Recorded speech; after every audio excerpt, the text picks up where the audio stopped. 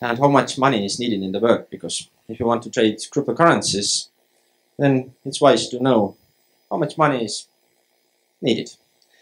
So I took the largest economy in the world, the United States, and there are about 300 trillion worth of assets in US, and about 150 or a little more trillion of debt in total. So the net worth of Americans and American companies is about 130 to 140 trillion US dollars. It's about half of net wealth of the world. And the amount of M1 US dollars is about 4 trillion. And actually, US dollar isn't the largest currency in the world, in that matter, like M1. And I will explain a little bit what is M1 money. So let's pretend in the economy there are two persons, like James and Mary. And Mary has the right to print money. So Mary prints like $4 or $4 trillion, let's say. So Mary puts this money into bank, and James borrows this money from bank. Now James has like $4 and all of Mary's money is in bank.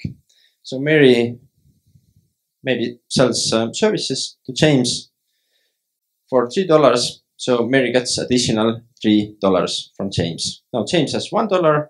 Mary puts additional $3 into bank and now thinks that there is $7 in her bank account, although the total amount of money ever printed was $4. So out of this basically comes the next levels of money, like there is M0, M1, M2, and so on. I won't go further in this explanation because it will get too complicated. So 4 trillion is basically, actually it's 3.6, but it's about 4 trillion. Is the money that US has printed so far.